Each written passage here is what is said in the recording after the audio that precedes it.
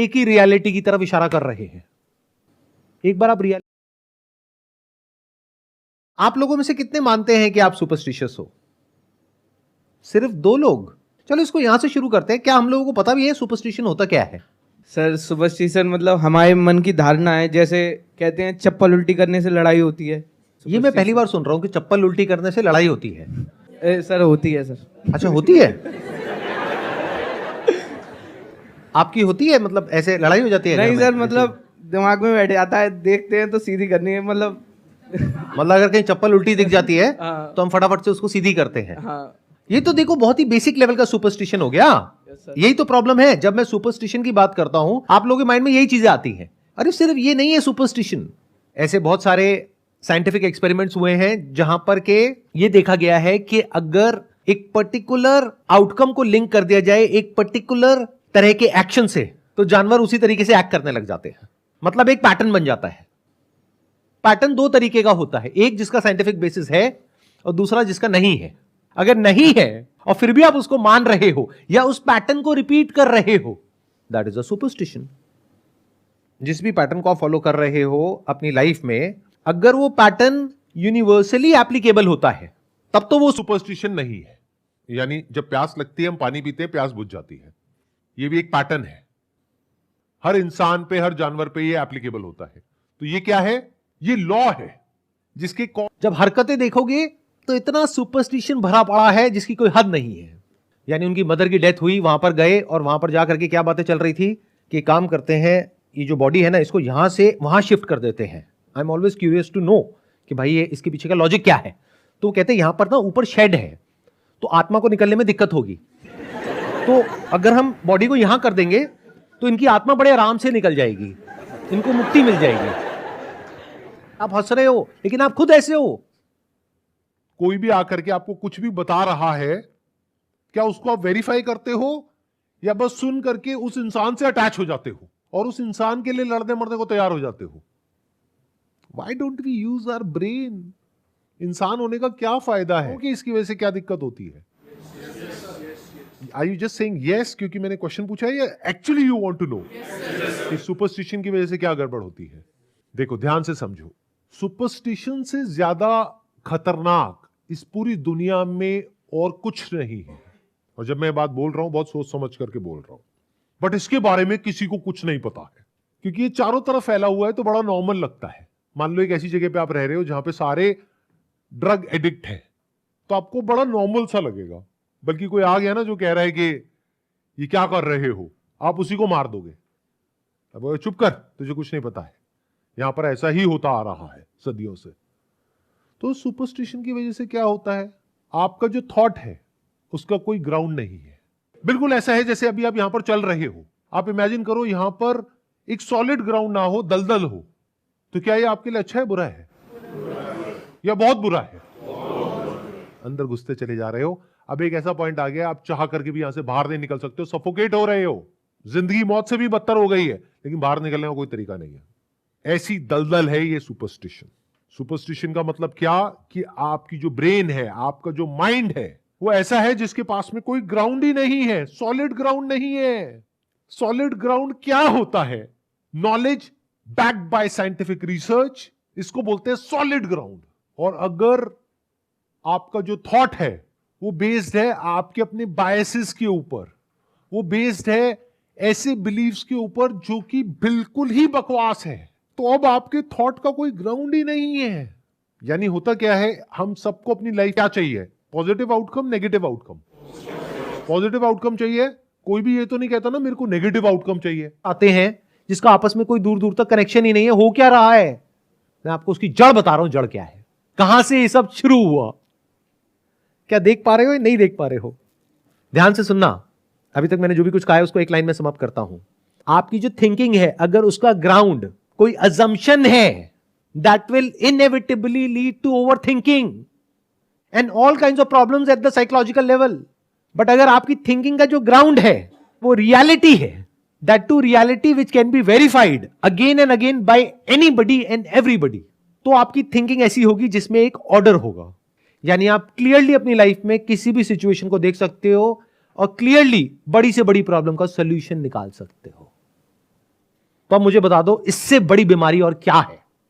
Superstition से बड़ी बीमारी जो आपकी थिंकिंग की धज्जियां उड़ा देगी, और जिसकी थिंकिंग की धज्जियां उड़ गई उसकी लाइफ की धज्जियां उड़ गई। चाहे कितना भी पैसा हो आपके पास में, पावर हो, नाम हो, पोजीशन हो, कुछ भी हो, अगर मेरी इस बात को वेरीफाई करना हो और देखना हो कि आपकी लाइफ में कितने सुपरस्टिशंस है, किस लेवल के हैं, तो कुछ दिनों के लिए अकेले में जा करके बैठो और सिर्फ अपना ध्यान अपनी ब्रेथ पे लगा दो। कितनों ने ये ट्राई किया है? क्या क्या आता है माइंड में? बहुत कुछ आता है। और वो जो बहुत कुछ आता है, क्या उसमें कोई ऑर्डर होता है? ये एक ट्रैफिक जैम की तरह होता है। इसकी जड़ क्या है? वो पेन। हाँ, आप हाथ ऊपर करना। मेरे माइंड में पता है आपका ही आ रहा था। अब ये भी हम चाहे तो इसको भी सुपरस्टिशन बना सकते हैं कि मैं आपके बारे में ही सोच रहा था। मैं पता है क्या बोलने वाला था कि इस सब की जो जड़ है वो पेन है, और उन्होंने ही हाथ ऊपर कर दिया। तो इसका मतलब क्या है कि बुरा टाइम शुरू हो जाएगा। नहीं सर, ऐसा कुछ नहीं है। तो फेंक दो। सर अभी इंक है ना उसमें। उस पेन से छुटकारा पा लो जितनी जल्दी पा सकते हो। सर मिल गया, अभी मिल गया। Please have a seat. Let's give big round of applause for him.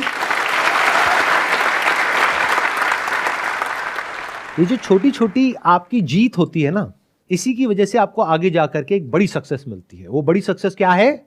A peaceful mind. इससे बड़ी सक्सेस क्या है इस दुनिया में? मुझे बता दो। चाहिए सबको या नहीं चाहिए? एक तरफ आपको मिलता है बहुत पैसा, लेकिन माइंड की धज्जियां उड़ी पड़ी है। एक तरफ है पैसा थोड़ा कम है, लेकिन माइंड सॉर्टेड है। आई होप आज के सेशन से कुछ बेनिफिट हुआ है आप लोगों को। क्या हुआ है? अब क्या चेंजेस लेकर के आने वाले हो आप अपनी लाइफ में इस सेशन के बाद में? Before I come to a conclusion of for what I have understood आज के सेशन से, I want to understand, are we trying to establish कि religion, because हमारे पास आज शायद religion का कोई आधार नहीं है, तो is it are we trying to establish religion is superstition? It is good to be atheist? मैं अभी इस dilemma में हूँ after this what we have had today now, because I am religious. I believe in God. At least in last 2-3 months, I found कि भगवान में दिमाग लगा के I have got a lot of peace of mind which I was actually searching. But वो मुझे मिल गया, लेकिन अभी क्या वो गलत था? It is just a... लगे उस फोटो को लगा लो और उसकी पूजा करो बैठ करके, तो आपको अच्छा फील होगा कुछ टाइम के लिए, क्योंकि एक पॉजिटिव इमेज आपके माइंड में है मेरे से रिलेटेड।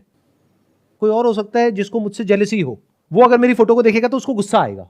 तो ये गुस्सा आना और माइंड का पीसफुल होना ये टेम्पररी है। दैट इज कनेक्टेड टू जैसी आपके माइंड में मेरी इमेज है, तो आपको उस इमेज की वजह से अच्छा या बुरा फील नहीं हो रहा है। अपना जो थॉट है, अपना जो बिलीफ है, उससे रिलेटेड उसकी वजह से अच्छा या बुरा फील हो रहा है। सिंपल एग्जाम्पल, आपका जो भी रिलीजियस बिलीफ है उससे अपोजिट जो रिलीजियस बिलीफ है किसी और रिलीजन का, उस जगह पर ले जाकर के आपको बिठा दिया जाएगा तो आप अनकंफर्टेबल हो जाओगे। आप कहोगे ये क्या हो रहा है यहां पर, ऐसे ही उसके साथ में होगा। तो आपको जो पॉजिटिव फील हो रहा है या नेगेटिव फील हो रहा है वो आपके अंदर जो पड़ा है उसकी वजह से हो रहा है, बाहर जो है उसकी वजह से नहीं हो रहा। दोनों में फर्क देख पा रहे हो? एक है टेम्पररी सॉल्यूशन, एक है परमानेंट सॉल्यूशन। परमानेंट सॉल्यूशन कैसे मिलता है? राइट अंडरस्टैंडिंग के थ्रू। कोई दूसरा तरीका नहीं है। सही समझ लाइफ की gives you a permanent solution which is order in your mind, जिसको आप बोल सकते हो peace of mind. I hope you got the answer. आप पूजा पाठ कर रहे हैं तो उसको रटिए मत, समझिए कि उसमें क्या लिखा हुआ है। जो भी आपका बिलीफ है उसको क्वेश्चन करिए। फिर चाहे आप एथीस्ट हैं चाहे रिलीजियस हैं। एथीस्ट हैं तो अपने आप से एक बहुत बड़ा क्वेश्चन पूछिए, can something come out of nothing? Something can not come out of nothing, there has to be something else जहां से कि वो आया है। ये पूरी की पूरी जो हमारी साइंस है उसका बेसिस है। Something can not come out of nothing. तो व्हाट इज दैट थिंग जिसके बारे में सारे रिलीजन्स बात कर रहे हैं? क्या सब कुछ ही बकवास है? या फिर अगर ऊपर ऊपर लेवल से चीजों को हटा दे तो अंदर डेप्थ में जाकर के हम देखें तो सब रिलीजन एक ही रियलिटी की तरफ इशारा कर रहे हैं। एक बार आप रियलिटी तक पहुंच गए और वहां पर ग्राउंडेड हो गए तो अब आपके थॉट को एक सॉलिड ग्राउंड मिल गया है, जहां से आपको क्लैरिटी है कि लाइफ क्या है, डेथ क्या है, अच्छा क्या है, बुरा क्या है, सुख क्या है, दुख क्या है, मन का शांत होना क्या है और मन का अशांत होना क्या है। ये सारे सवालों के जो जवाब हैं ये आपको मिल सकते हैं अगर आपके थॉट का कोई ग्राउंड हो तो, सॉलिड ग्राउंड। वहां पर आप बैठ करके इंक्वायरी कर सकते हो। सर मेरी बहन 3 महीने पहले एक कड़ा लाई थी मेरे लिए, कह रही थी तू पहन ले इसके, तेरे लिए बहुत ज़्यादा और अच्छा हो जाएगा, लाइफ में सब कुछ बढ़िया चलेगा। लेकिन इसको पहनने के बाद मुझे लगा नहीं कुछ और ज़्यादा एक्स्ट्राऑर्डिनरी होगा, लेकिन आज आपके सेशन के बाद ना मैं इसको अभी उतार दूंगा जाके। अब देखना यहाँ पे एक थॉट प्रोसेस में एक बहुत बड़ी प्रॉब्लम है जो मैंने पकड़ी है। आई एम नॉट श्योर आप लोगों ने पकड़ी है नहीं पकड़ी है। ध्यान से सुनो, अभी इनकी थॉट प्रोसेस में फ्लॉ क्या है कि इनकी बहन कड़ा लाई इनके लिए 3 महीने पहले, इन्होंने 3 महीने से पहना, इनकी बहन ने कहा था कि कुछ अच्छा होगा, लेकिन 3 महीने में कुछ अच्छा हुआ नहीं है। मान लो कुछ बहुत अच्छा हो जाता तो क्या करते? That is my question. तो मेरे माइंड में फ्लॉज रहता ना इस चीज़ के चक्कर में कि हमेशा हाँ, ये और वो हमेशा के लिए रहता। हाँ। और ऐसा फ्लॉ अकेले आपके माइंड में नहीं है, सबके माइंड में है।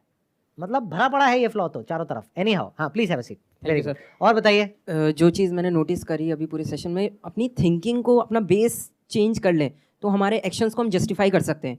फॉर एग्जांपल अगर चप्पल उल्टी पड़ी है तो मैं पहले सोचता था कि लड़ाई हो जाएगी, इस वजह से मैं चप्पल सीधी कर रहा हूँ, but now I will think that it is not looking good. अगर कोई चीज़ जूता उल्टा पड़ा है तो it's not looking good, I am just उसे सीधा कर रहा हूँ क्योंकि वो सही लगेगा, तो मैं अपने एक्शंस को जस्टिफाई कर सकता हूँ। राइट, बट यहाँ पे ध्यान रखना, यहाँ पे एक बायस आ गया है बीच में, वो भी मैं यहाँ पे पॉइंट आउट करना चाहूंगा। क्या हो रहा है कि हम अभी भी चप्पल को सीधा कर रहे हैं। लॉजिक को दिमाग सीधा रहना चाहिए।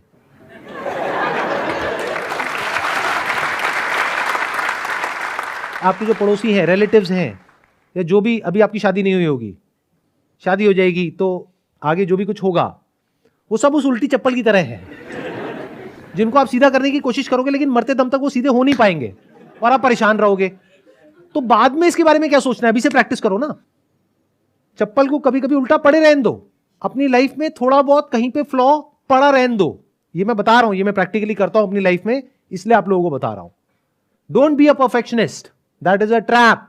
क्योंकि फिर आप क्या चाहोगे, हर चीज ऐसी ही होनी चाहिए। किसने कहा है, कौन सी किताब में लिखा है कि चप्पल उल्टी नहीं हो सकती, बल्कि उल्टी ही होनी चाहिए। मैं आपको रीजन बताता हूं क्यों।